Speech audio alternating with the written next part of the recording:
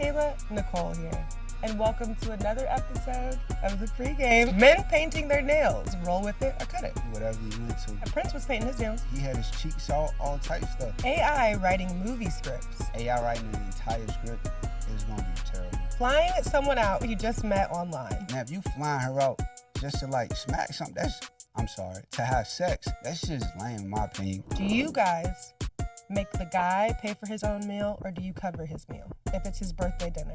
It ain't that serious. If you tripping over a bill, you don't need to be out at the eating. dinner. Also, right. Oof, that's real too though. Women proposing to men. A woman shouldn't propose because a lot of times it's harder for the man to prepare himself mentally. I was top 25 viner in the world. I wanted to act. As big as I was on social media, it wasn't giving me acting jobs. Okay, now ladies. Welcome to the pregame. I'm going to introduce today's guest. Today on the pregame, we have actor, producer, and creator Melvin Gregg in the building. From his breakout days as one of Vine's biggest stars to stealing scenes in Snowfall, American Vandal, and the United States versus Billie Holiday, just to name a few, Melvin has proven he's way more than just funny videos, y'all. He is a force in Hollywood, and now he is back on our screens in his latest role on the new show, The Paper. So today, we're diving into the evolution of his career. We're going to talk about fatherhood and what it really takes to keep reinventing yourself in an industry that is always watching. So Melvin, welcome to the pregame. Thank you. That was good. Thank you so much. Did I improve? Did it get better as I went along? Impressed. No, it was good from the beginning. You were saying good stuff, so I was intrigued. Oh, period. Well, I'm so happy to have you here. Thank you. I know you don't do a lot of this kind of thing often. Yeah. So it means a lot. I appreciate it. Typically, we tell the people what we're drinking, which is usually a cocktail. But today, we've got some good old H2O for you, Melvin. Yeah, it's Sunday. Yeah. It's midday, you know. But you're not someone who typically drinks, though, right? I drink socially, but like one or two. That's it. Like, you're not going to catch me drunk. Right. It's not your vibe, and I respect that. I respect that about you. Honestly, I'm taking a couple pages out of your book. I got to get on your level. But we're going to jump into things. The first quarter today, if you're not familiar with the show, is called Ketchup and Yap.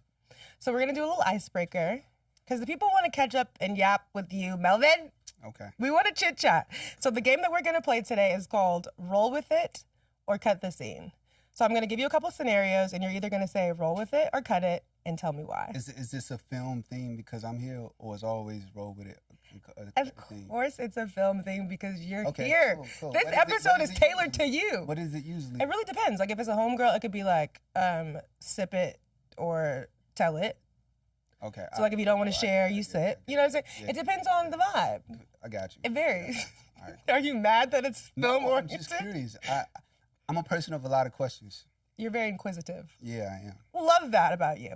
Okay, here's the game. First scenario, splitting bills 50-50 in a relationship. Ding, ding, ding. This is the internet's favorite question for me. I know. It depends what stage in a relationship you are, but I think it also depends on the individuals and what they're comfortable with. For me personally, yeah, I won't split the bill. You won't split the bill on a date? No, I pay for it. Lovely. You're a gentleman in my eyes. Yeah, and I mean, it's a small price to pay. You're playing the long game. It's not the long game, but it's just like, I'd rather spend an extra $100 and not have you talking about me in a bad way. Like saving $50 ain't worth the gossip in the streets. Hey, that's real. You're not trying to end up in the group chat. Exactly. I respect it. Unless it's for a good thing. Yeah. I respect it. Okay, men painting their nails. Roll with it or cut it. Whatever you went to. I feel like trends and fads, they shift with generations. You know, in the 70s, they was wearing blouses. Ain't no way they go for that in the 90s. Yeah, Prince was painting his nails. He had his cheeks all type stuff. So it's just, you know, whatever helps you express who you are. Period. So we rolling with it. Going IG official after only 2 weeks of dating. Cut it.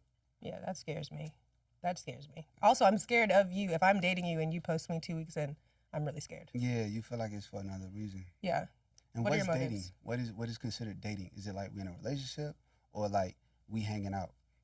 To me, dating is hanging out. In a relationship is different. That's crazy. If we ain't in a relationship, don't post me at all. Literally. Not even my fingernails. Not my voice in the background. I'm married and I don't even like it. There's a lot that goes into me being posted. She's like, you like this picture? I'm like, nope.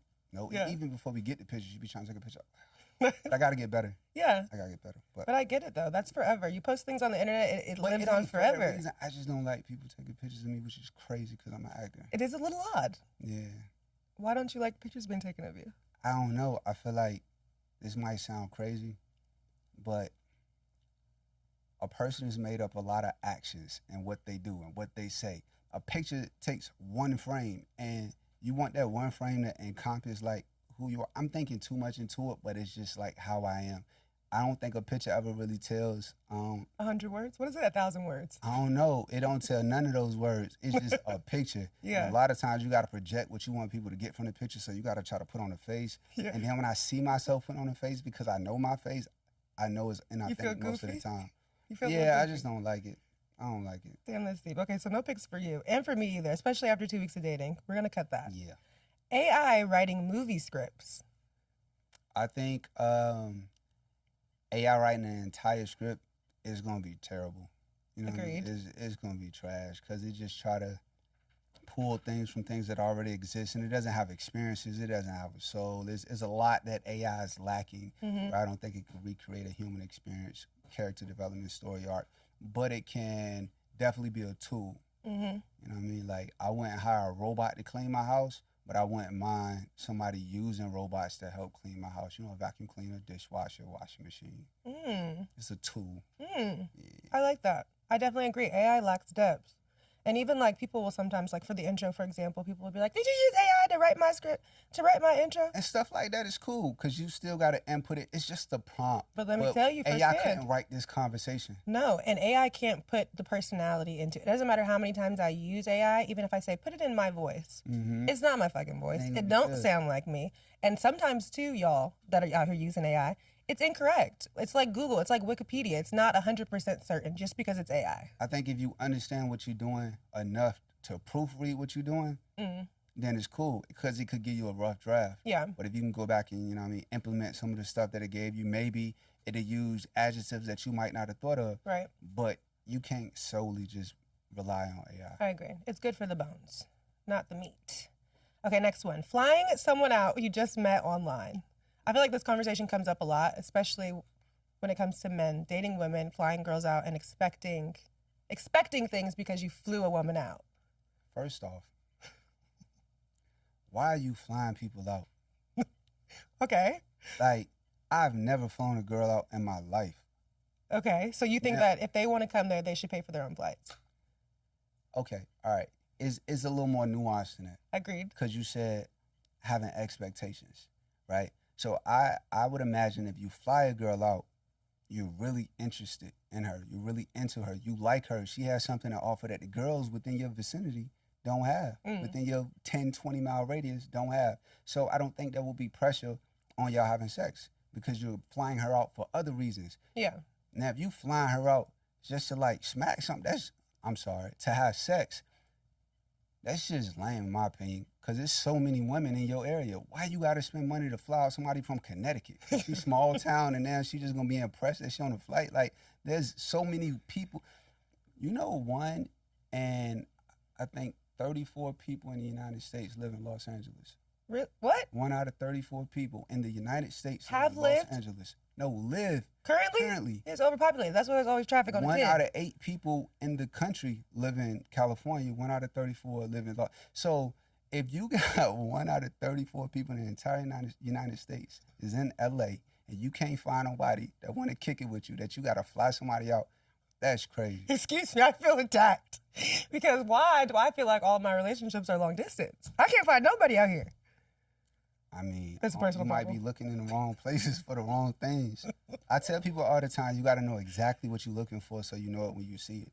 You ever heard of the red car effect? Yeah, like you get a ticket when you see a red car because you look for it because nah. it's going too fast. Nah. That's a different effect. Okay. So if I ask you how many red cars you saw on the way here, you won't be able to tell me. Right. But now that I bring it up, you're going to see hella red cars on the way home because you brought it up. You know what you're looking for. So in a relationship, if you know exactly what you're looking for, when you see it, you know it's that.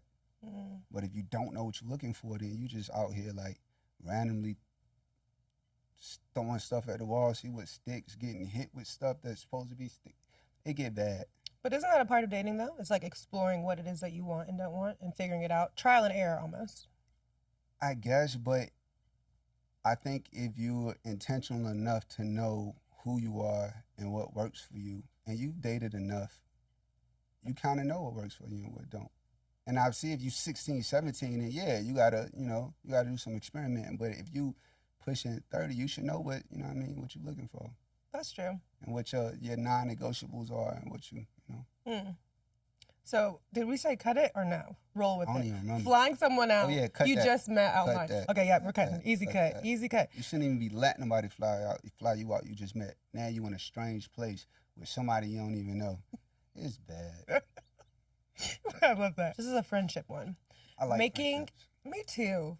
You're a big friendship guy. You have a lot of male friendships. I know a lot of men. Yes. Men like me. I'm a man's man. Yeah.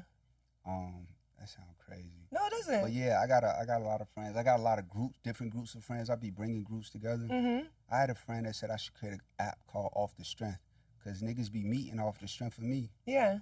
That's great. You're a Take pride in connector. it. That's a beautiful thing. Okay, what about birthday dinners? And you and your friends go to those. Do you guys make the guy pay for his own meal, or do you cover his meal if it's his birthday dinner? Oh nah, I ain't paying for no band meal. Oh, really? We grown. He got his own money. Really? I would not ask, because the thing is, I wouldn't ask for somebody to pay for my meal. Okay, so then is it almost the reverse? Like, as a man, if you invite men to your birthday dinner, are you expected as the birthday guy to pay for everyone's meal? Nah, I mean, it depends. Like, if he done coordinated it in a way where it's been, it's hosted by somebody or the restaurant and they take care of it, cool. But if the bill come out, then I just pay for it. Like, coming in, I'm prepared for either way. Yeah. But yeah, I want to, like, if I invite my friends out, it ain't because I want to give them a free meal. It's for fellowship. Wow. So have you and your wife ever talked about this? Because this is very different for women, by the way. Did you know that? Nah, but we usually align with perspectives. So typically in female girl groups, when you're the birthday girl, the expectation is, if I invite you to dinner, at least with my homegirls, I can't speak for all women, but for me and my homegirls, if it's my birthday dinner and I invite, 4 or 5 of my homegirls, they will all chip in to cover my meal. So they'll split the tab, but I won't have to pay because it's my birthday. And that's like their birthday gift to me. They're treating you. Y'all put too much emphasis on who pay for food. It ain't that serious. Like, women go pay racks on a purse, but don't want to take nothing out the purse to pay for food. Okay, wait. And I'm not against you not paying for food, but the fact that this is even a conversation, I think society has created this thing around paying for food with women. It ain't that serious. Yeah, or making the food, I didn't too. pay That's for a big food deal. for people I don't even like. It's cool. Like, food ain't that expensive. Yeah. That's crazy. I think within the context of this conversation, it's more so about, like, do you get your friend a gift for their birthday? And is the gift just paying for the dinner? Sometimes they bring gifts if it's to the house. Sometimes I do, sometimes I don't. Yeah. But I feel like, not to say my presence is a gift, but as an adult, it's not an expectation. It's not a lot that you really need for. Where I need somebody. When you were a kid, I need a birthday present. It might be the only time I get some new shoes. But as an adult, anything I need, I just get it myself. Yeah. So I don't be needing nobody to bring me nothing. I think, too, what's important, people have to consider where people are at financially in their lives, too. Like, for me, if I have a birthday dinner, I would like it to be hosted at a restaurant, a set menu, and I'll take care of the bill, because there's nothing that I feel is more inconsiderate than inviting your homegirls to your dinner. You're ordering shots, you're buying the steak and the lobster, and then you expect everyone at that table to financially cover your meal, which you should be able to do yourself. I just think it's a little bit inconsiderate. So I don't place that expectation on my homegirls. Okay. But a lot of women do that. Like, it's an issue if you're not paying for the birthday meal. That's crazy. I know, right? It's hard being a girl. And I love that the guys just go Dutch. It ain't that hard. Y'all put emphasis on things that don't matter. Who's putting the emphasis on it? Whoever. People with the mics? Whenever this bill coming. And it's like, imagine the the anxiety you got waiting for the bill, not knowing if they paying for it or not, I'm or if they should pay saying. for it. Like, it just throw off the whole energy. The of whole party. vibe. Just drop it. You know, I mean, if you tripping over a bill, you don't need to be out at the eating. dinner. Also, Right. oof, that's real too, though. That's why I would just rather pay for my homegirls. I eat, you eat, we all have a good time. It's my birthday. Celebrate me. If we like, say, I ain't did this in a long time, and some dudes don't do it, but if I got a friend that's getting a section and I go to the club, I chip in on the section. Cause it's just like, bro, I understand you paying money and you don't have a privilege in this section. We all in it. Like, why would I not pay? Yeah, and it's like, first off, it's rare that I would go because it don't make sense to me either. The club thing. The paying 300 bottles for a bottle. Section 300 is more than 600, 800. After you pay, see, you ain't pay for no sections. I see.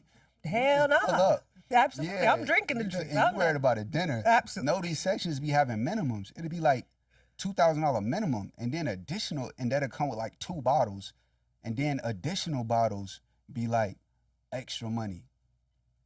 But there's a minimum on this section on this table.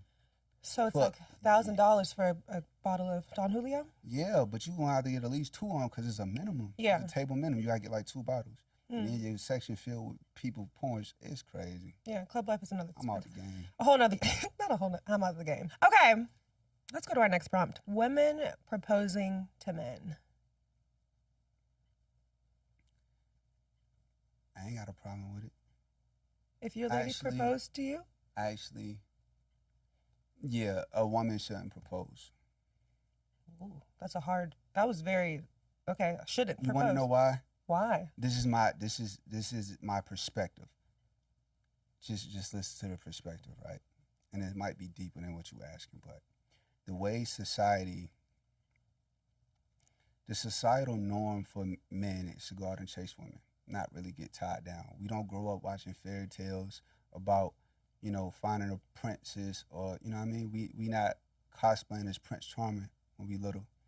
We listening to rap and music and watching TV shows. I used to watch Fresh Prince of Bel-Air. I thought he was cool because he had all these different girls. So that's what we aspired to. You know what I mean? So on the other side, women, a lot of times, not all women, they aspire to get married. They aspire to fall in love. They aspire to meet their Prince Charming. It's social conditioning.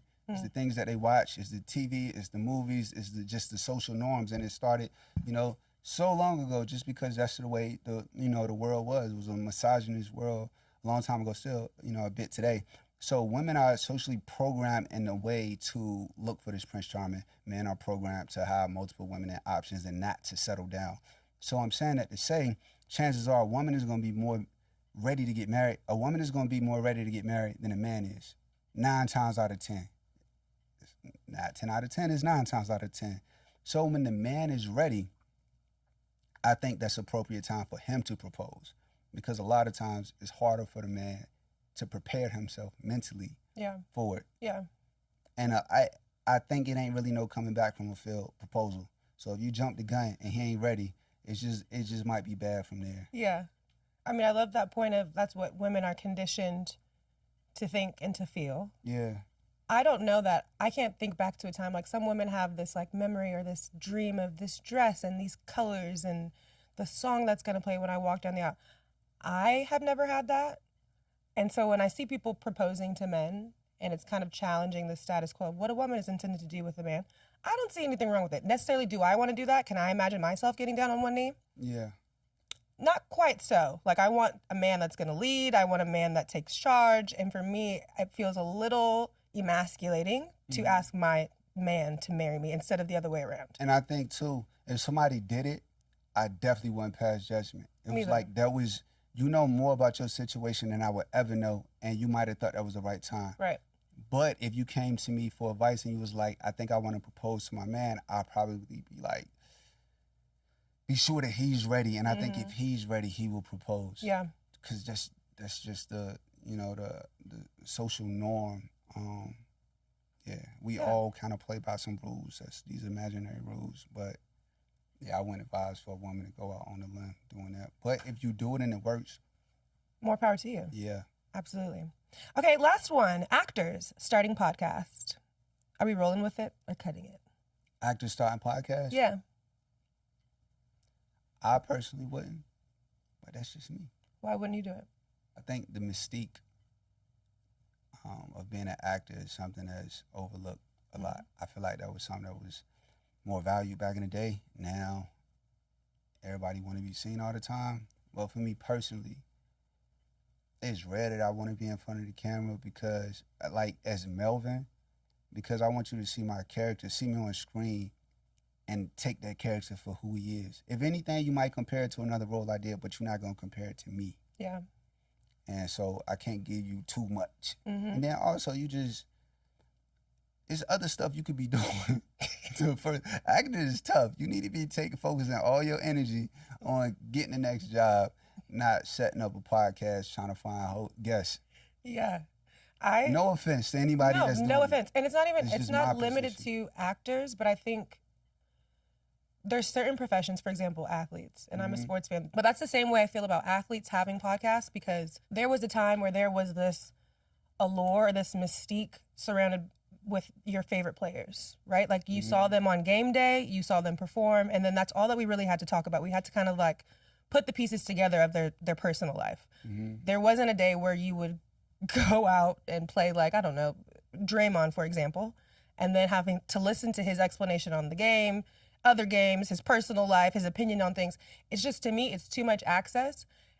And the allure and the respect that I would have for Draymond as the athlete, because I would solely be concerned about his on-the-court performance, I now have this convoluted perspective of him because I'm constantly hearing him give his opinion on things that I really just don't even need to know. Draymond talking about $50 dates, or Paul Pierce, for example, talking about women every other week. It really honestly grinds my gears as a fan of the game. I got you. I will have to respectfully disagree with your position. If you're a retired athlete, I mean, it's really no different than going into broadcast. But Draymond's not retired. There's ownership. Bron's not retired. But I'm talking, you mentioned Paul Pierce.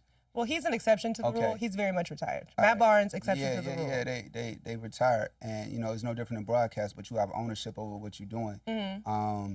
As far as athletes doing it, I feel like athletes and artists are different in respect to perception. Is more valuable. Perception has higher stakes in the arts because people don't receive your art the same way when they know who you are. Like rappers that be on social media too much, then now we know them. We know their personality. We might not feel the music the same. There's so many artists I grew up on.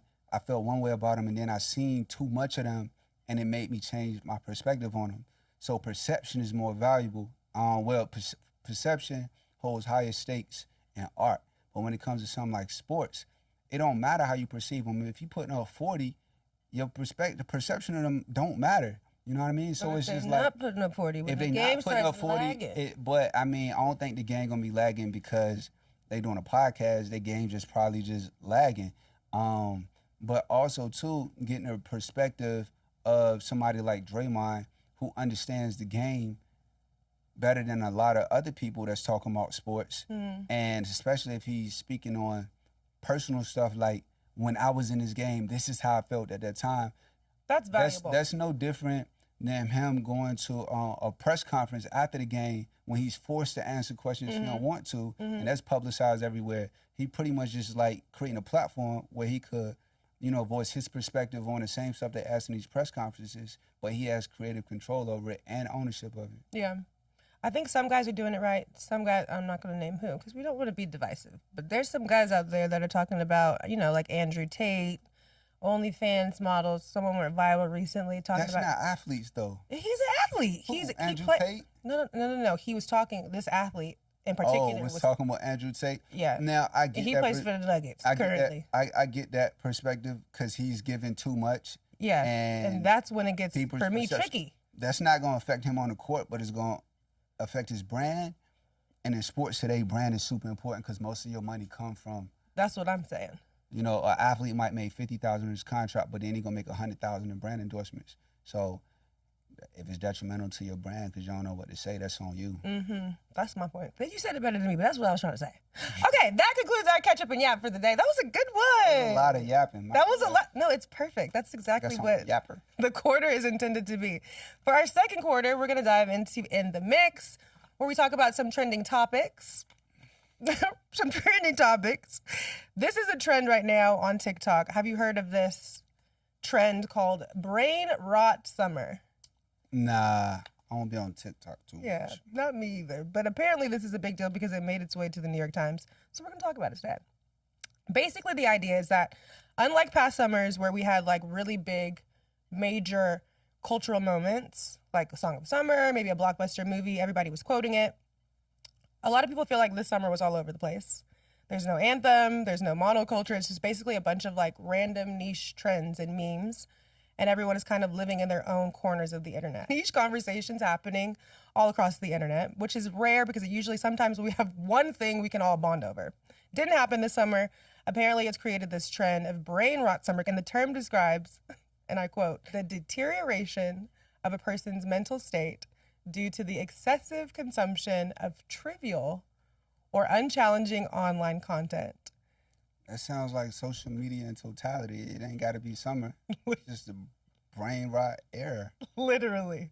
The internet itself. I couldn't agree with you more. This became such a popular term, though, that Oxford's word of the year in 2024, that was the word of the year. Yeah, I think with everything, moderation is key. The internet's not bad, you know. The internet is great. Yeah. Information, age, get information everywhere. But too much, as Denzel say, you got too much information, you're too informed. Yeah. You don't have any information, you're uninformed, and, you know, also be misinformed. Don't quote me on his quote, but it was something similar. It was I like the cadence and the tone, too. Moderation is key. Yeah. Was there anything that you got sucked into this summer in terms of like brain rot? I can't even say it. Brain rot. Yeah. But it also serviced me. What was it? Love Island.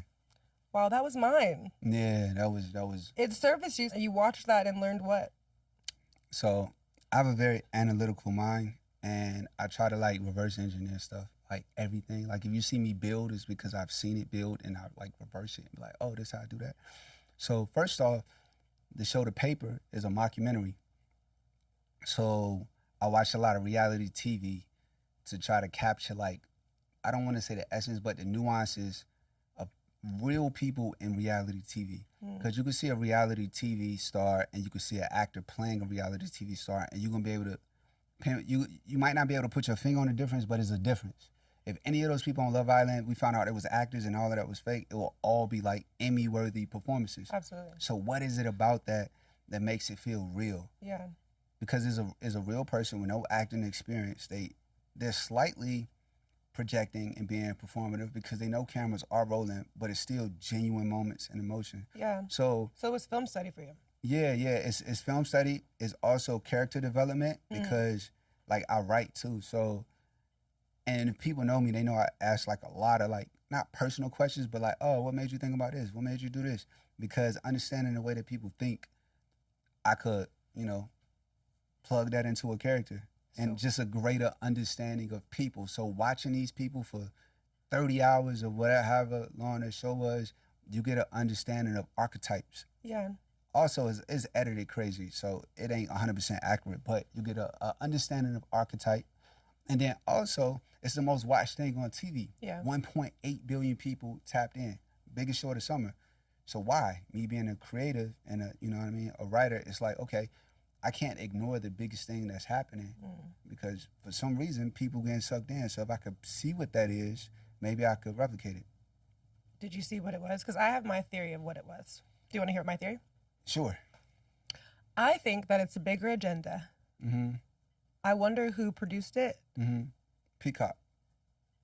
But who was like the lead producer? Was it a Gotcha. man or a woman? Do you know? I have no idea. I'm very sure interested. I'm sure it's a team of people. I don't think it's just one.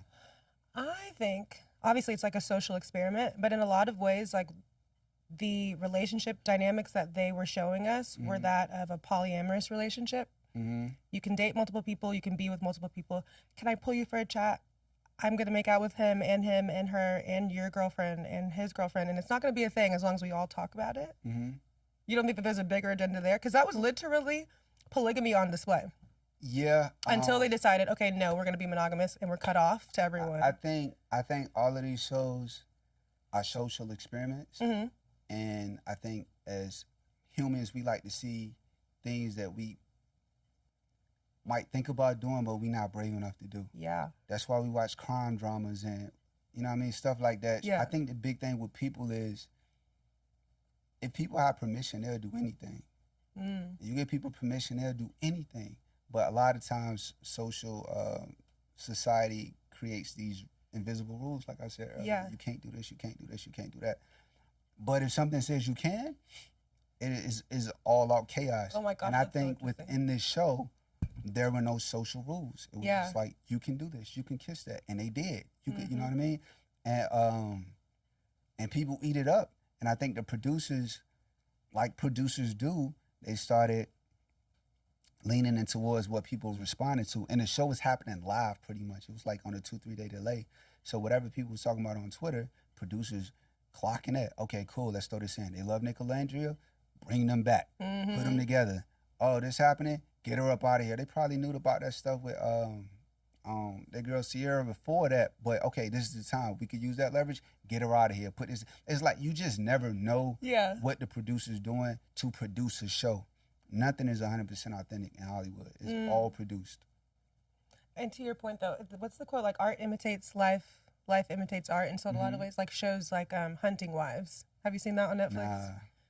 The premise is a bunch of white women in, I don't know, maybe like the Midwest, but they're just doing a bunch of wrong shit. Like the moms are dating the 18-year-old kids secretly, the star athletes, and then they're hooking up with their friends and they're making out lesbian secret relationship. And it's like blowing up. All of the women and all of the moms are talking about it. It's like, I turned it on, I said, now is this a mirror for y'all? Like, why would this be so entertaining and so People engaging like for drama. you? People like conflict. Women go to sleep watching crime documentaries every night. Like, But they're people doing the love- things like you said, maybe we're a little afraid to do, maybe we're a little ashamed to do. Maybe they're living on the wild side of life that we kind of wish we could, but we can't. That's what social media is. Absolutely. It's like people living in a simulation. They could turn it off when they want to. Yeah. Yeah. That's all it is, but they just getting a visual of it. And yeah, they all just being, I ain't gonna say they being nasty. It's just like Freaky, little freaky. Just a Yeah, little yeah, freaky. they being freaky. And Yeah. I'm pretty sure if you broke down the numbers, a big part of the demographic is gonna be teenage little horn dogs or you know, younger women. Yeah. Another question though, do you think that the way that we consume media these days is going to be like our demise? I don't know if it's gonna be our demise. I feel like it's something new every generation. From the time there was a television versus the radio to talking television to movies to HBO, like rap music is, you know, secular music. It's always something that's coming that's gonna change the, you know, the way the world moves around. I don't know if it'll be the demise. I think it's just gonna shift it. It'll shift. And our response to that should just be what? Focus on yourself. Protect your peace. Find it and protect it. Be conscious of what's happening and how you affected by what you're doing. If you check your phone and it say you've been on the internet, you've been on Instagram 8 hours a day for a week, that's crazy. Yeah.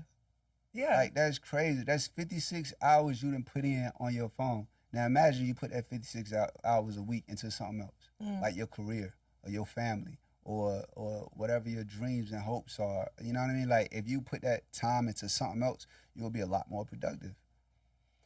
But, you know, everybody ain't that disciplined. That's why everybody can't be great. I couldn't agree more. I'm not going to lie, when I saw my screen time, when it started doing that feature, I was humbled and embarrassed because, yeah, how could you possibly spend that much time in your phone? Granted, a lot of my jobs that I have to do require me to be on the internet and research things, but nonetheless, it's unnecessary. When I'm on my phone, I'm not necessarily on Instagram.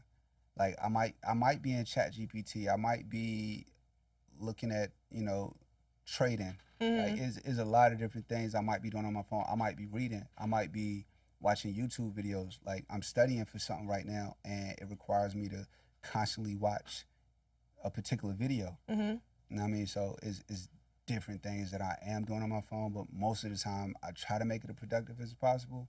I ain't got a lot of free time to just be lollygagging. Right. What are you studying for right now? I got kids, so it's like if I got free time, I gotta try to make it to something. I'm doing a short series where I'm playing like 5 iconic people in history, and each one is like 5 to 7 minutes dedicated to my portrayal of that person. Wow, is this your own project? Yeah. So I ain't gonna speak on it till it's done. Okay. Yeah. I like that though. TBA. Keep our eyes peeled for it. Okay, let's jump to the third quarter. This is a little Q&A segment. We're gonna talk about you some more. Your history, your background, your family, your wife. Not the deep sigh. No, that's just it's easier for me to speak outwardly. Yeah, I know it is. Inwardly, but I can still speak inwardly. It's just like I just got to sigh a little bit, like. No, it's all good. But I'm good. This is a safe space. I can hold your hand. You want me to hold your hand? Mm-mm. Okay. Okay, I want the people to know a little bit about your upbringing, though, because we mentioned earlier that you do respect your privacy and your elusiveness, and you're not someone who is on social media every day sharing every detail about your family and your life. Mm-hmm. But you do share that you have a wife. Yeah. You have 2 children. But where are you from? Like, tell me about Melvin from maybe like 20 years ago now. Your upbringing. I'm from Portsmouth, Virginia. Uh-huh. From the southern coast of Virginia. I lived in Portsmouth my entire life until I moved to California. And when you made that move, was that just because you've always dreamed of being in Cali? Nah, hell no. I wanted to. Okay, wait a minute. Not too much on my hometown. Not too much. The thing is, people from Portsmouth, Yeah. you don't want to leave Portsmouth. You love Portsmouth. It ain't really a reason in hindsight to love it outside of the community of just like, you just proud. Like the other cities surrounded respect it. Like Portsmouth ain't something that you just kind of throw around. Like somebody know you from Portsmouth, they'll respect you. And for good reason. It's like a lot of people don't make it out. It's generations that grow up in the same neighborhood, generation. A lot of my friends I grew up with, they all still hang together. Ain't nothing wrong with that, but it's just like that type of smaller community. So I never thought like, oh, I want to move to LA. That was just like, it never crossed my mind until I discovered acting. Like even when I went to college, I didn't leave the state. I went to the closest college. Like my college is 20 minutes away from where I live at. I discovered acting in college. So in college, I really didn't know what I wanted to do. I never had a dream like, oh, I aspire to do this. I was always into like entrepreneurship. So I was like, oh, I go to school for business. But I really wasn't doing much in school. I was just collecting a refund check. So it was no priority to sign up for classes. I signed up before the deadline, get my refund check. So all the classes within my curriculum was full. So I needed something, like you gotta have 12 credits if you wanna get these grants. So I saw acting, I was like, oh, that's probably easy. And I took the class and I like fell in love with it. And I was like, I like this more than anything I'm studying. So I started studying off campus with a acting coach. And just did that for like maybe 2 years before I was like, okay, I gotta move to LA. Yeah. Because it ain't much work here. I was doing like reenactments for the 700 Club and you know what I mean? Like ain't no real work. So I was like, cool, I gotta move to LA. So from that point, I started prepping myself to move. And when did you start Vine? Once you moved to LA? Nah. So I moved to LA 2011. I probably didn't start Vine until late 2013. Okay, so that was still happening. Did you get your degree? Did you graduate? Nah. Oh. So how many years were you in school? A couple? Nah. I was in school for a minute. I kept dropping out. Really? I dropped out like 3 times. Yeah, I kept like, I get in trouble. In hindsight, do you wish that you would have finished? Because I was going to school for a skill. That'd be different. But like, yeah, I wasn't even going for acting. Yeah. I was going for marketing. It didn't make sense. You know how much marketing changed since 2000? Digital marketing didn't exist when I was in college. It was, social media marketing wasn't a thing. Even when I started doing social media, there was no budget for social media marketing. It was called experimental marketing. Yeah. You know what I mean? They was just throwing stuff at it to see what happened. So yeah, I wouldn't have benefited from staying in school. Well, you talked about the culture of your hometown though, and the values. I would imagine that East Coast living, and I have family that's from Virginia. My mom is from there, my grandma's from there. The culture of your hometown is much different than the culture of LA or of Hollywood. Are there any like values or lessons that you took from home that still carry with you to this day? I think my demeanor, I took it from there. People friendly in LA, which is good. I've learned to be friendlier. You don't think that there's a you're lot friendly? of things I'm unlearning. I could be friendlier. I could be friendlier. I had to learn affection. We won't really do all that. Like, like the first time I came to California, a guy asked me for my number. I thought he was hitting on me. I'm like, yo, why these niggas keep hitting on me? But they're just friendly. They're trying to make friends. You don't do that, like, where I'm from. Like, you don't just meet somebody, ask for their number. Yeah. Like, that's crazy. Another dude, because most of the time the guys you meet is either through somebody, like somebody cousin or something, or just somebody in your community. You keep things closer to your chest. So I think that's probably part of, like, it ain't hard for me to stay to myself. Mm-hmm. And people that know me, I'm talkative, but that's the people I know. And that's part of, like, growing up. You don't do too much. It's interesting that you say that because you said that you're also like the connector, though. You're the person that's like introducing people. Yeah. So it's like, if I meet somebody, it's, like I said, like, I'm 15 years removed. Yeah. So, of course, there's things I've grown through and matured through. Like, a lot of times not talking to somebody is, I ain't gonna say it's a defense mechanism, but it's real ego. You know what I mean? I don't want them to think I'm, like, trying to, it's a lot of egos. And by the way, Cali culture, that is very true. I remember I moved to New York at one point, lived there for 3 years, and I can't tell you how many times I would be on a train or just in public and would bump into someone, and the first thing out of my mouth is like, oh, excuse me, like, how are you? You good today? Immediately, people would turn around and be like, you're not from here. Yeah. Where are you from? Yeah. That's like, it is, so it is very much Cali culture to just be and like, New York warm. is different, though. Yeah. New York, A little more bump tough. you, keep walking. Yeah. When I'm from, somebody bump you, it's like, y'all gotta address each other. and you know what I mean?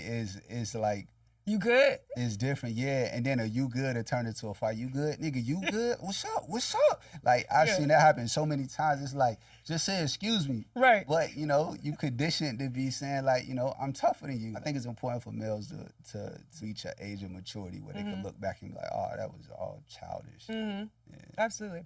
You mentioned, too, you had to learn to show affection. Yeah. You're married Mm-hmm.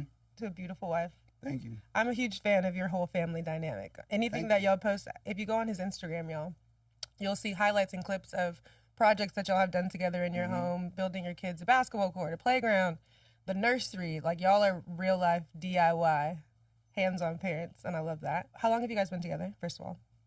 We started dating in 2012, had a couple breaks, as couples do. This last round has been since 2018-ish, I think.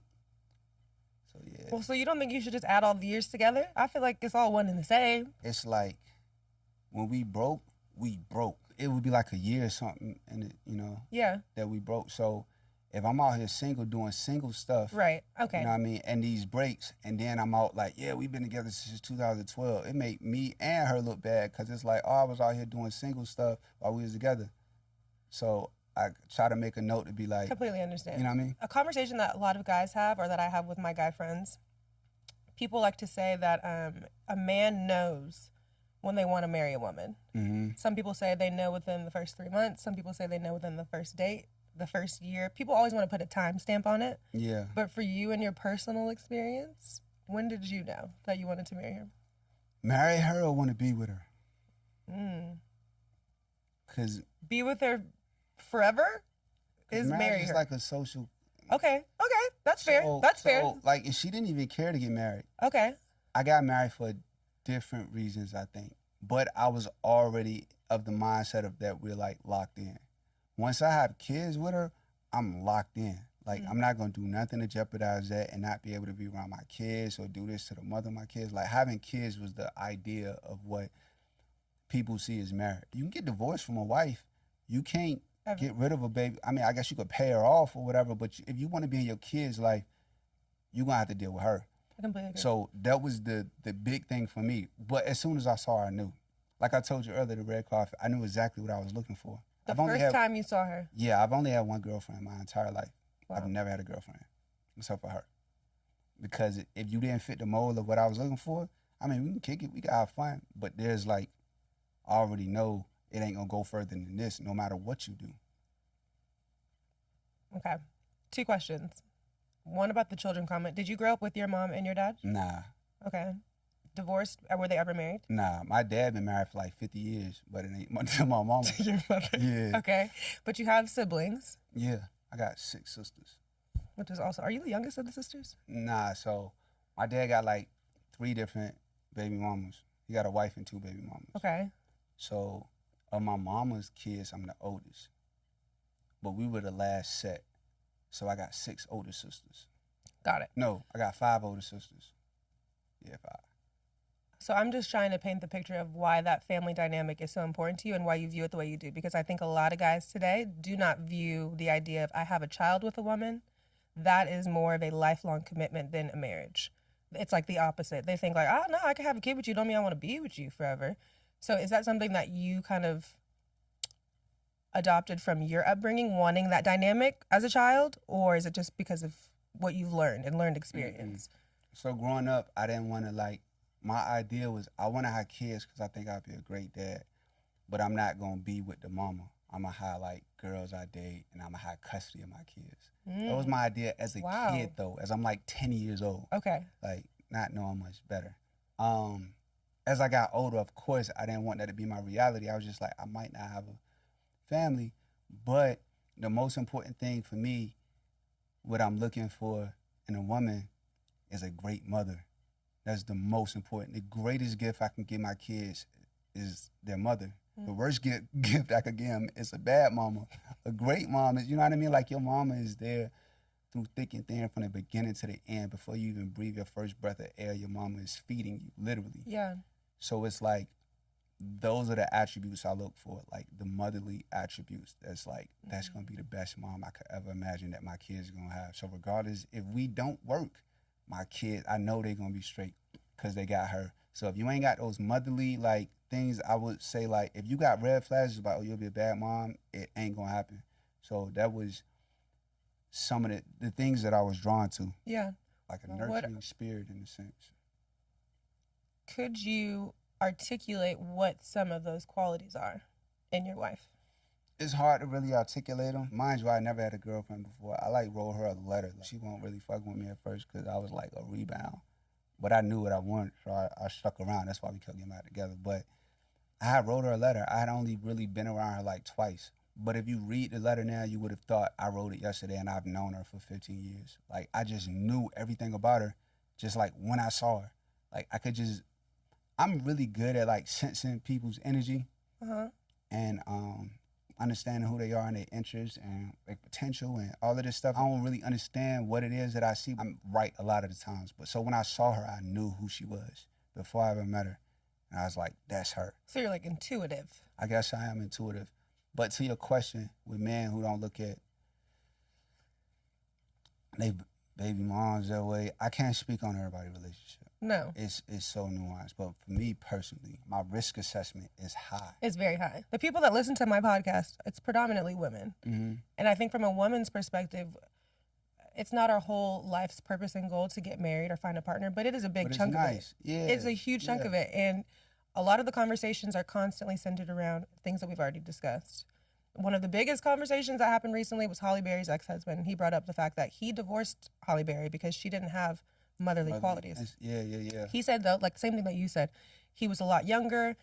He has grown a lot since, but at the time he felt like, she wasn't cooking, she wasn't cleaning, and that was the problem for him. Mm-hmm. I'm just curious, what qualities did your wife have that made you feel like, okay, no, she is going to be a good nurturer? Because in my mind, I know for a fact, I've seen your wife in action, she's more than a cook and a cleaner. You know what I mean? Sure. She's doing so many other things and contributing in so many other ways to your relationship. Yeah. What are some of those other qualities that women could hear to know that, okay, I don't need to just know how to make a steak and clean the toilets out. Like, what else do I need to bring to the table? Yeah. I mean, when we eat steaks, it's because I cook it, and then I just hire somebody to clean the toilets. So, but you also want somebody to help you grow. Mm-hmm. I'm the most insecure around my wife.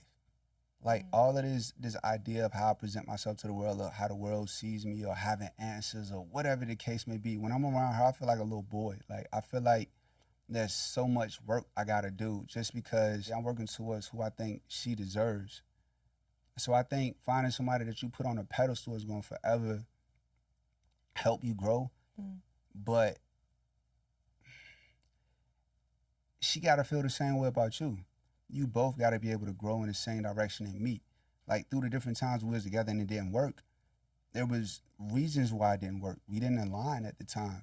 But over time, we'll be like, we split and you'll be like, okay, I miss this about her. I miss that. Like, I don't feel this when I'm not with her. So you see things that you don't want to, these things that you don't want to lose within this person, and then over time you kind of rub off on each other and allow each other to feel comfortable to grow in who you are. I know when I say all the time, like when I used to date, like just dating different people, I was just a lot of different versions of me. Mm-hmm. And a lot of them was based on what I wanted to be perceived as. And if I know you're not gonna be my girl, I don't want to lead you on. I don't want you to think like, oh, he led me on, he telling me he love me, this, that, and the other. I want her to be somebody who you would see as a horrible boyfriend, but you might want to fuck. So I was being a jerk a lot of the times. Yeah. And if you doing that constantly, you're feeding negative traits about yourself. So you kind of lose who you are. And being with a consistent person who's kind of there for you and that constant, I feel like it's easier for you to revert back to who you naturally are. And for myself, I reverted back to my prepubescent self, like who I was before I was horny and out like chasing women. Your inner like, child is what. Yeah, like I was into nature. I was like silly. I was goofy. Like all of the attributes that I had then, I'm still that same person. But conditioning and ego was driving me to do other things. I think one of the big fallacies in how a lot of people date, they looking for the wrong stuff, especially in LA. Like guys, a lot of times it's still ego. They trying to feed their ego, so they want to go after who everybody else want, or who they think the baddest, or who got the most clout. That ain't gonna service you in a relationship. That ain't gonna service your kids. Your kids don't care that she was the baddest at this point. She had a million followers. By the time they 12, she gonna be older anyway, unless she's still trying to hold on to it. Now you 40 trying to compete with 20-year-olds, and you never gonna win in that race. What I hear is that she provided safety for you to feel like you could be yourself. No, not initially. Eventually, at some point, though, if you felt like you could be your authentic self with her. It's not that I needed safety.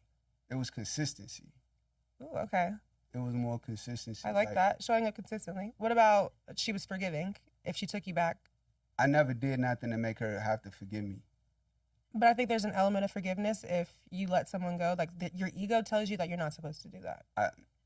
You're not supposed to let me go and then bring me back and then let me go and then bring me back. That's your ego. Oh, absolutely. That's what I'm saying. I'm speaking from my own perspective. You gotta let ego go. No, ego is the death of a relationship. Absolutely. You will miss out on your blessings because your ego tell you otherwise. Absolutely. But okay, so not forgiving either? So I've never jeopardized my relationship. If it's not working, we'll have a conversation, and if we decide it's best that we split, it'd be a amicable split. Like we just split. It's never like, oh, I cheated or I did this. I never did nothing where she had to forgive me to come back. Yeah, I was just trying to get some bing checklist notes. It's hard for me to pinpoint it, but she's like perfect for me. Like she'll be perfect for anybody, but really perfect for me because it's honestly so sweet. She's a great mom, yeah, which makes you love her even more on a different level outside of just like me and her, and which is very important because somebody might not be a good mom and you might not like them the same. And understanding, like, I'm not the easiest to deal with, but I think understanding that, okay, we love each other, we in this, we gonna work through it. We both inspire each other to be better. And I think as long as we got the mindset to be better and that we are work in progress, we're hopeful. Absolutely. I appreciate you sharing because I know that you don't do that often. But I think it's important for people to hear about your healthy relationship dynamic and for that to be the focus and not always something that's so divisive. You know what I mean? And like based in problems. Yeah. It seems like y'all got it figured out. And that's a beautiful thing.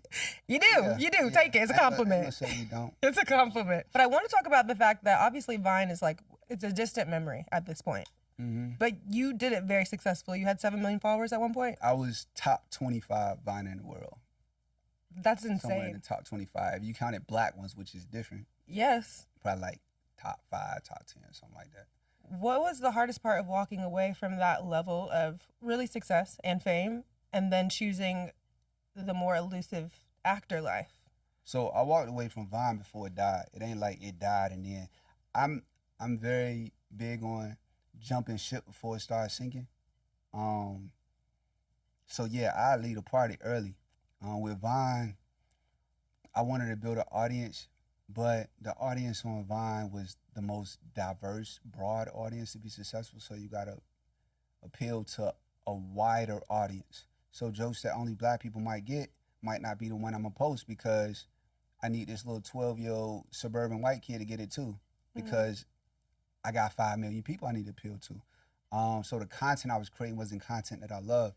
And at the time, Instagram was growing as a platform, and I had like a million on Instagram when it was only like maybe 1,000 people in the world that had a million. Now everybody got a million on Instagram, but at this time it was early on. So I was like, I'm gonna feed this beast because there's a bigger urban demo, a bigger black audience, and I could pull from black experiences more than this other stuff that I'm kind of putting together based off of what I see works for other people. So I was like, cool. I shifted over to Instagram, and then I shifted to Facebook because it's just different demos. I wanted to diversify my demos. So I left Vine, built up on other social media platforms. But the reason I decided to leave, I was doing really well on them. I had a production studio. I had like 4 or 5 shows I was producing out of it. When I left on Facebook, I had like the fastest growing Facebook channel in the world at one point. I was on like 100 million views a week for like 2 months. But I just wasn't happy. And I was like, this ain't what I came here to do. And what exactly was that? Because that's still a thing now. I think that there are still people producing, original content on Facebook, especially on TikTok, Instagram too. Like that's still a thing. It's still lucrative. So what about it made you unhappy? More lucrative now than what it was then. Cause I made a decision early on when I was making content that I can't let money move me. Cause when I was this top 25 Viner, if I would have played safe, if I would have did safe, family-friendly content, I would have had way more brand endorsements and made more money. But I'm like, that's not content I'ma like. Like, in 5 years, people not gonna look back at this video and be like, it's corny, but he had just got paid. They ain't even gonna know how much I got paid. They just gonna know the content. The content not gonna age well versus me doing the stuff that I think is funny. It'll last longer. So I made a decision to be like, I can't let money steer my creative.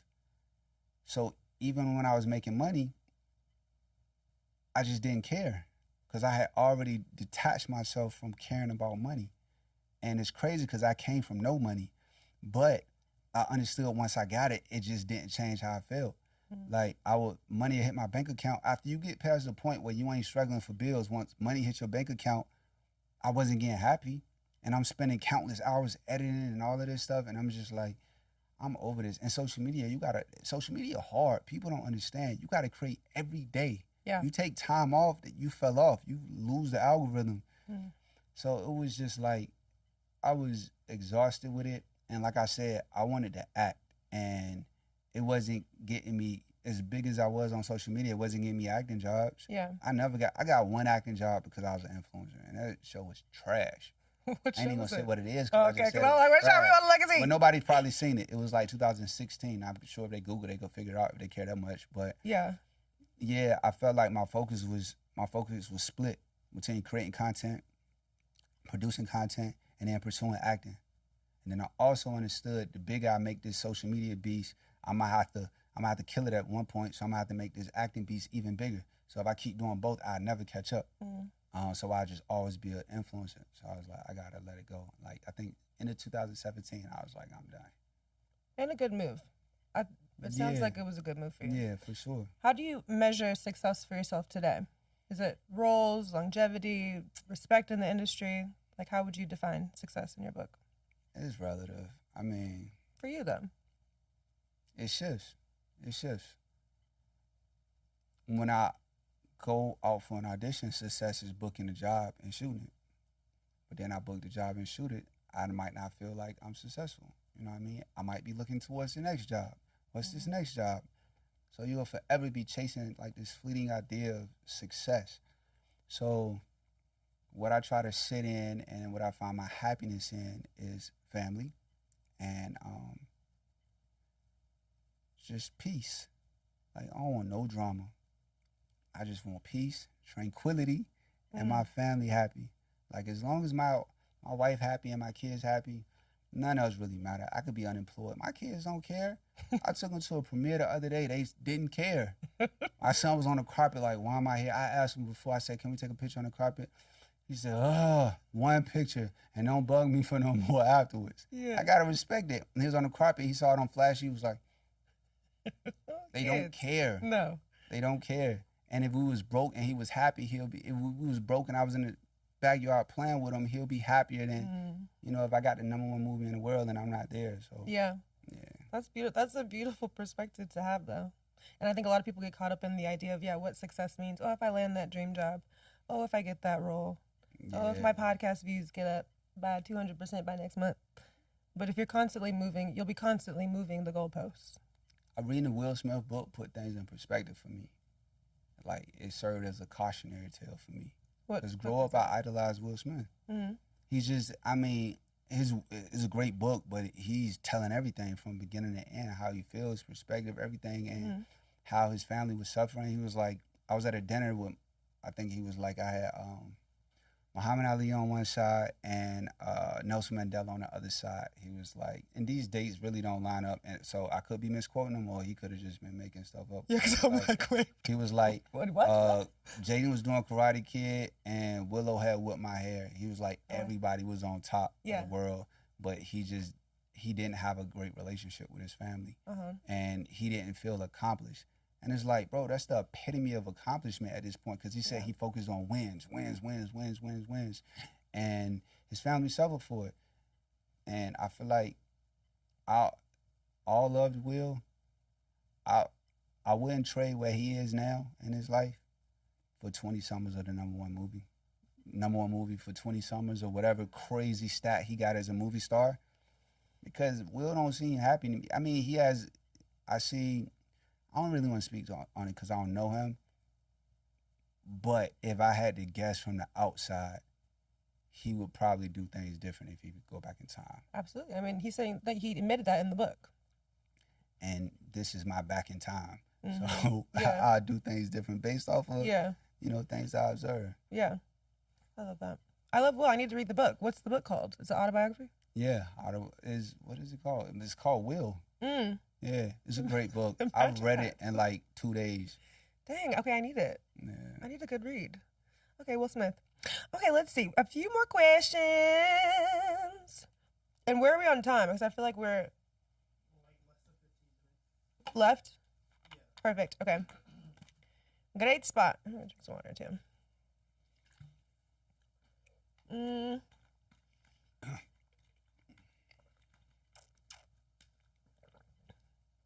I'm going to ask you this, and I feel like I already know what your response is going to be. But we're going to ask it anyways. Okay. You've worked on some really cool sets. You've rubbed shoulders with a lot of really big names. The show Fight Night that we were both on, you saw my, did you see my cameo for 2 seconds in the intro? Yeah. I love that for me. I'm like, we're like peers. Foxy lady. We are. We're like peers. But you're on sets, for example, sets like that. You've got Kevin Hart, you've got Samuel Jackson, you've got Taraji P. Henson. When you walk into those rooms, is there any level of like intimidation? Do you feel like you're meant to be there, and do you walk away feeling anything or taking away from sets like that, or is it just like another day on the job for you?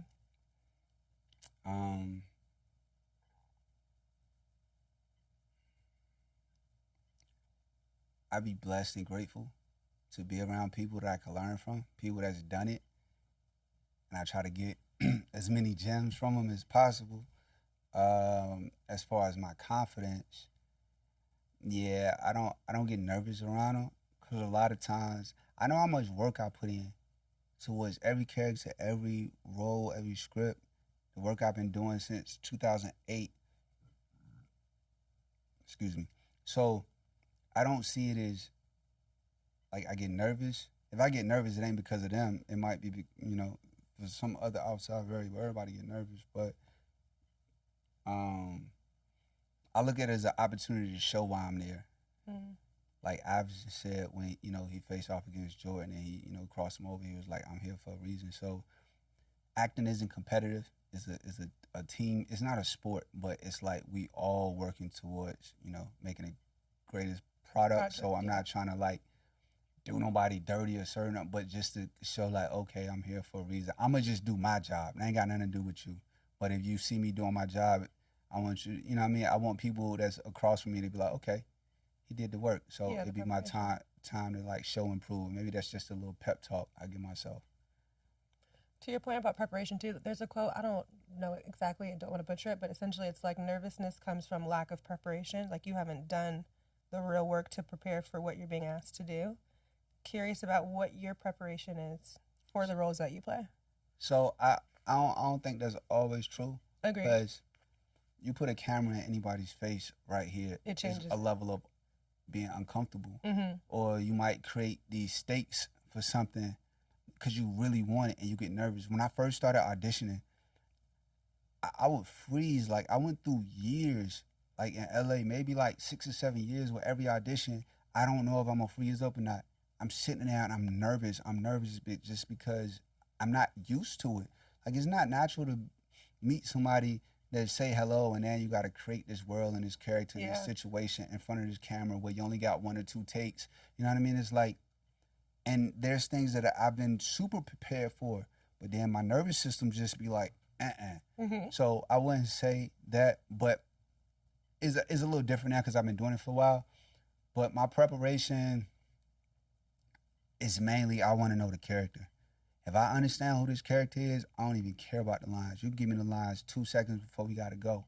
I know who this character is, so I understand what he want from this scene. Every scene, you either getting information, new information, giving new information, or somebody wants something. Mm-hmm. You trying to convince somebody or something. So understanding that, the lines don't matter. It's just about who he is. Now, character development is a lot of work.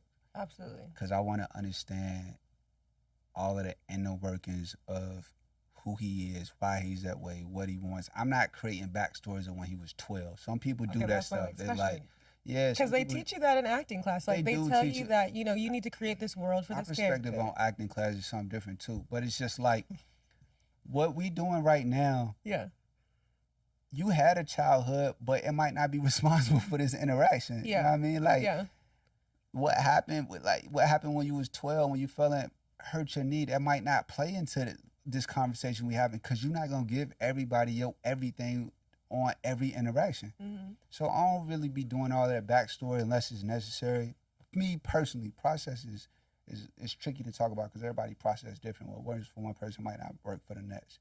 But I want to know how he talks, why he talks that way, his perspective on the world, and how the world see him, and what he want out of the situation. So from there, I just start kind of carving out who he is. And then on the outside of like that, how do I need this character to service this story? And how do I need it to service me? Yeah. You know what I mean? So like when I did Snowfall, I was a fan of the show. So I knew the story, I knew the people, so I knew what it was missing. I knew coming in as an antagonist, I'm gonna just be another version of Franklin. That's the perfect antagonist, just a complete polar opposite.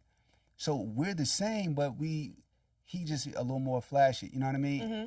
So I knew coming into it how I wanted to craft the character to service this story, but also set me up to be perceived how I want to be seen as an actor, because coming off of doing social media, doing silly stuff, I wanted to be taken serious.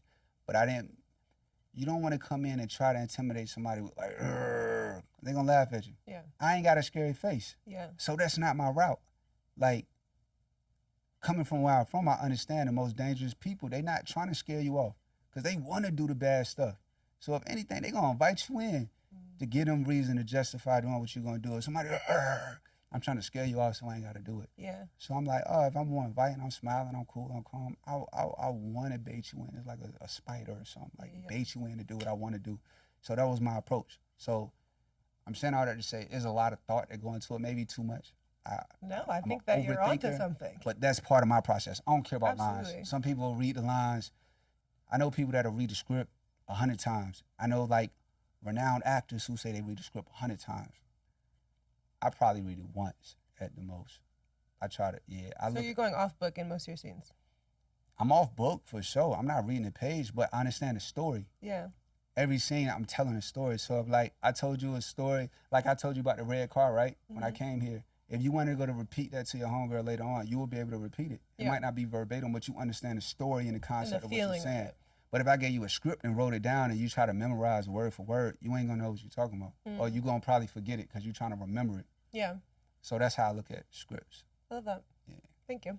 For people that are aspiring actors or just wanting to be in forward-facing public positions in front of the camera, talking, maybe they're need to public speak and they're a CEO. Mm-hmm. How did you break that nervousness that you were dealing with that you mentioned? At one point, I started smoking cigarettes before every audition. What the fuck? Terrible, right? Yeah. Did that help? Yeah, calm. I guess it's the nicotine of song, calm your nerves. Don't do that though, because you'll get dry lips, and then it could turn into a call for Cancer. And cancer. You do it enough, you got a lot of auditions. But Wow. and then okay. later on, I think the breathing of the cigarette is what calmed me. Deep breath. Breath work. Maybe it was. I don't know. But I be misquoting people, but I had seen an actor say, like it was Tom Cruise, if you sleepy, all you gotta do the scene, make the character sleepy.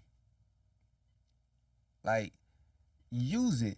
So if I'm nervous, I just make the character nervous.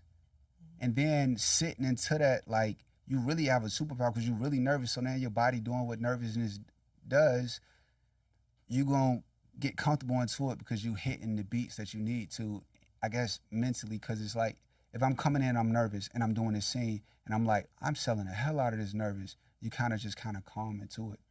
So yeah, whatever I'm feeling, I try to put it in the character. That doesn't always work. You can't always be nervous. But hopefully you're not always nervous. And it just kind of come with time. If you knew in front of the camera or you knew doing whatever you're doing, it's normal to have nerves. Yeah. It's normal. Absolutely. Okay, we're going to jump into the next quarter. This is our last quarter of the show. You made it to the end. Are you okay? Yeah. Did you doubt I would make it to the end? I thought that you were scared of me for a second. Like I was going to put you through the ringer That's asking your you some ego. bullshit. I mean, hey. Because of our pre-talk, I was scared. I want people to feel comfortable, that's all.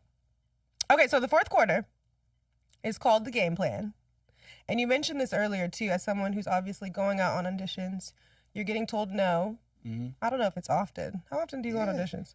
Hell yeah. I haven't auditioned a lot lately. Because they just are like, yes, we want. Nah, I've only gotten one direct offer. Really? Yeah, and that was fight night. Nice. Everything else, and it won't even roll I wanted. Everything else, I got to audition for. So you would say that you've been told no a bit in this industry. It's a part of the game. A bit. Yeah.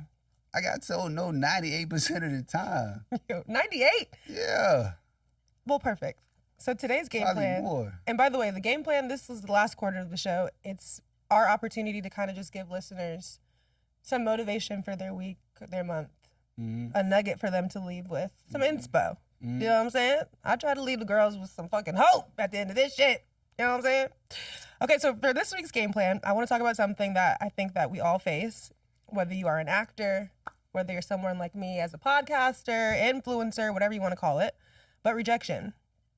I think... Don't whatever you want to call it. What are you? I'm all of those things. Okay. I wear many hats. All right. I could even be considered an actor these days. I've had like 2 shows You gotta under my own it. belt. Don't. I'm working on that. Downplaying it. Downplaying my things. Nah. People do that too much downplaying. Yeah, There's enough people going to downplay you. Don't downplay yourself. you're right. Okay, I'm all of those things and more. Thank you very much. But whether it's relationships, careers, auditions, friendships, I think that hearing no for anyone can really sting. Mm-hmm. And an important takeaway for me personally in my life, I have learned that no does not necessarily mean never. Sometimes it's as simple as not yet. And if you allow that one detour or that one no in your life to knock you off course, I think that ultimately you might not ever make it to your true purpose in life. Because you quit too soon, you heard no too fast, and you said like, okay, that's it for me. So the game plan this week, super simple, y'all. Stay the course and stay down till it's time to come up. You agree or disagree? I agree with parts of it. Oh, shit. Well, what do you disagree with? When you said no, don't mean no, it means not now. Nah, no means no. You might get another opportunity later to get a yes, but no means no. But what about... But the thing is, okay. Imagine you with a guy, y'all kidding, he be like, no, and he be like, nah, that just mean not yeah, and he keep, like, no, nigga, you No, gonna get okay. another opportunity, but I'm just saying. Yes. I can relate everything. No, yes, I completely agree to that. Like, I'm saying more of like, dating. for example, big picture. For big picture. Macro Nah, they level. told you no. No, but like- it might be another opportunity for a yes later. See, the thing is, right, like, people be like, everybody tell me no, or I keep getting no's. Yeah, that person told you no, But it's so many other people out there. It's so many other opportunities. That's my point. That opportunity just won't. And a lot of time, I guess it depends on what you do, but things be out of your control. Yes. So it's like, what's the point of harping over it? Or if you don't believe in yourself, then a no could discourage you. I got delusional confidence. I was going to say, how have these no's in your life fueled you? If somebody tell me no, I just think they don't know no better. And it's proven true. A lot of things that told me no is projects that was terrible. And it's like, I wanted that. But the thing is, too, you can't expect, I'm making this up on the spot, right? You can't expect a trash man to be able to identify a flawless diamond or VS1 diamond. It might not be his forte. So if I come in and I give you this nuanced performance that's crafted and what I think is going to be the best version of this project, and you might be looking for something completely different. So you told me no, but had you told me yes, now we're going to butt heads on set. We don't align. Maybe you didn't notice what I was doing because your mind don't work that way, or you just didn't care to. So for me to be like, oh man, he told me no. Nah, he just saying get it. And a lot of times too, you got to look at, like, these people give you opportunities, don't be knowing what they doing a lot of times too. They might be answering somebody else. They might be trying to figure it out. So it's like, to think that they end all be all is crazy. I feel like, yeah, I done seen people that, told me no and they ain't did nothing, and now, be hitting me up for something. And it's like, you not less than now than you was then. You ain't know then either. Like, but I didn't let your no discourage me from continuing to move. So I guess what your point is, don't be discouraged. That the no isn't a period, it's a comma. Yeah, you gotta, you can't care. You can't care though, that's the whole point. Because the people telling you no don't be knowing. Yeah. People telling you no don't be knowing. But I love the delusional confidence. You gotta be, and it ain't delusion because I fulfill it, but I gotta, if I knew it was delusion, it wouldn't be delusion. Delusion is not knowing that it's delusion. But it's worked for me. I'm gonna try it. Delusional confidence. I don't have that. You don't? I do not have that. No. You have it in an aspect of life, but you gotta gear it towards other stuff. I'm sure there's a facet of life where you got a delusional confidence. I don't know if it's delusional, like you said, if it's like proven. Right. But successful. You had to believe it before it was proven. So you just gotta direct that at other stuff. Okay, I see where your head is It's at. faith. Faith is delusion. Absolutely. That's real though. That's real. And I do subscribe to that. I do think I have delusional faith. So you gotta have delusional faith in yourself and delusional confidence. I do. You got control over your stuff. A lot of things you got faith in, you ain't got no control. You just hoping and wishing and praying and manifesting. But things that you can control, you need to have the delusional confidence in it. That's what's gonna allow you to take the steps. Okay, well, do the work. Rewrite the game plan real quick for these people. What's the game plan this week, Melvin? The game plan for this week: write down all the things you want to achieve, and make sure every day you do something to move closer towards that goal. Yeah, I love that. I love action items too, because I'll do that. Yeah. Well, this has been an amazing conversation. I can't thank you enough for stopping by. Thanks for having me. It was fun. Wait, we didn't even get to talk about your show. Your most recent show that's coming out. Just tell the people where they can see you, where they can support. So, from the world, the universe of The Office, now comes The Paper. Same documentary crew, different characters, different workplace, different adventures. On Peacock, September 4th, you can stream all the episodes. Ah! Thank you again. Thank you for coming by the pregame. We have to have you back. Maybe with your wife next time? Nah, she ain't gonna do it. I love that. I love that for her too. But thank you, Melvin, honestly.